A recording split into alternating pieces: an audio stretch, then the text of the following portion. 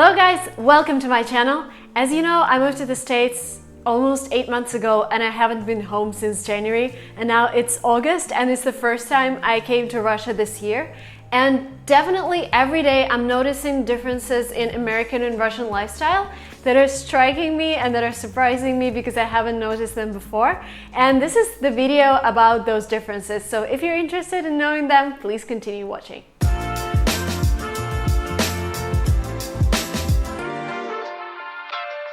First difference. I noticed it when I came to do my grocery shopping 2 days ago. So I went into the store and I wanted to buy some milk. And then I realized that in Russia, milk is stored outside of the fridge. So there are some kinds of milk that are stored in the fridge, but normally milk would be sold at room temperature, standing outside of the fridge. And in America, I've never ever seen that. So in America, all kinds of milk like almond milk, soy milk, and normal dairy milk will be stored in a fridge. I was really surprised. The second surprise in the store, I was buying bananas for my office and I got like 5 bananas, and I went to the cashier and she says, "Have you weighed your bananas?" And I realized I haven't done that. And in Russia, you have to weigh everything yourself. So you need to find scales in the shop and then go and weigh and put the sticker on your bananas saying that this is, for example, like 2 lb, and then they're gonna check that at the cashier as well.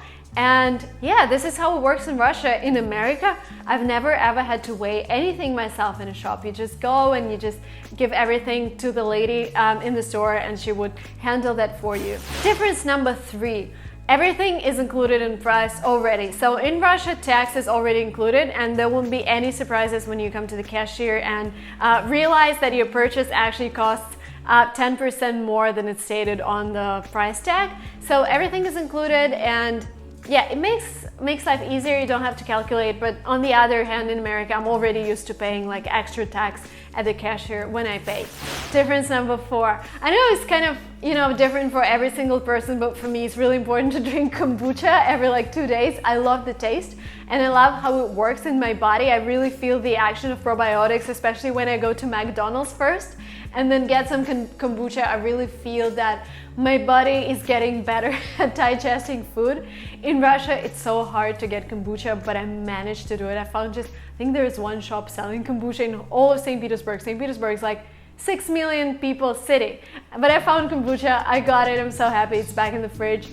So yeah, but you cannot just get it just walking outside. Like in California, any CVS store, any Walgreens store that you visit, like in San Francisco, you can get kombucha. Difference number 5. It's bad and good at the same time. In Russia, there are a lot of homeless animals, which is really bad. And they have to stay outside in winter and all of the shelters are overbooked.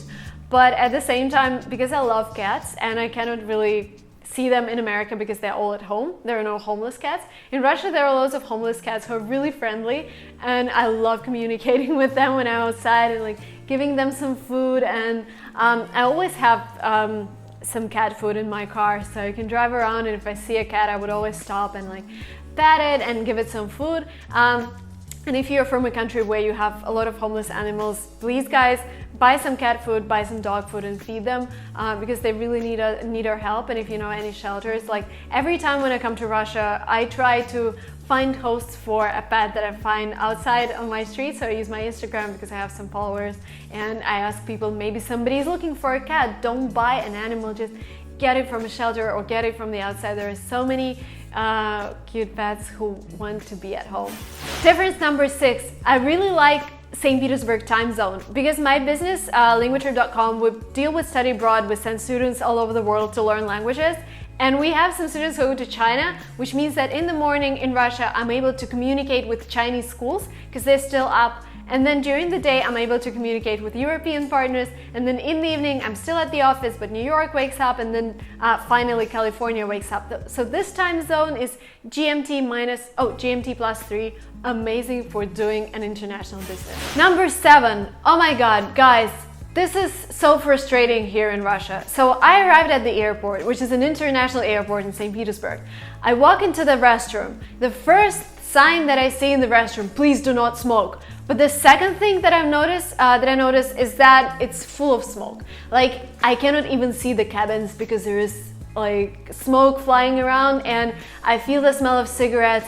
And the cigarette ban came to Russia maybe like 4 years ago, so people are still smoking like everywhere. And every restaurant would have this sign, please do not smoke, and everybody would smoke, even like in female restrooms. I'm so surprised, like girls don't care about their health, they don't care about their future children's health, they don't care about anybody's health, they just smoke in the restroom. This is so frustrating, I hate it, hate it, hate it.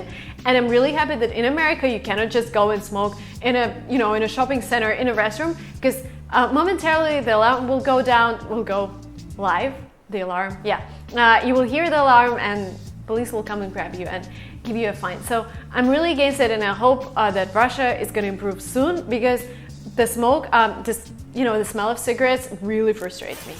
Thing number 8. You will be surprised, but when you come to a restaurant in Russia, you won't be offered any free water. Every water that you get offered, you need to pay for it. And I've seen this test where the girls in Florida, they tried to test the pH levels in different kinds of water. And I remember that such brands that we see everywhere, like Bon Aqua and some other brands that are sold in McDonald's and restaurants here in Russia, they have the worst level of pH, which is really unhealthy. And if you compare it to tap water from San Francisco, for example, San Francisco tap water will be way better. And in Russia, so they offer this water and you have to pay like, depending on the place, you can pay up to like even $10 per bottle of water, and you cannot get any water for free. They will be like, really, for free? We don't do that. The reason here is because yes, you cannot give people tap water, and this is like the difference number 9. Never ever drink tap water in Russia. And this is difference number 9. Don't drink tap water in Russia. Only if you're 100% sure that the apartment or the building you're in has good filters. Because, I wouldn't ever risk it, because we've done like this thing at school where we got some tap water, we put it on our table, and then in the morning we had to check what happened. And in the morning we saw that there's like slight sand in the bottom of the glass, like some residual, I don't know what was that. But yeah, I wouldn't drink tap water. I never do that. I always buy my water, and if I drink tap water, I filter it first and then I boil it, and only then I drink it. So be careful. And remember, you won't be offered free water in a restaurant. You would always have to pay. But good thing is, if you have dollars, if you receive your salary in dollars, coming to Russia is super cheap. Like the exchange rate right now, you get 60 rubles per dollar, and 60 rubles is the average price of maybe like 2 cheeseburgers in McDonald's, maybe like 1 cheeseburger, but you'll be able to have a proper meal for $1. Well, it's not a proper meal, unhealthy meal for $1. Yeah, I think so. Thing number 10, shoe covers. Anywhere you go in Russia, hospital, museum, beauty salon, anything, they would ask you to wear shoe covers. They have this weird plastic blue covers on your shoes.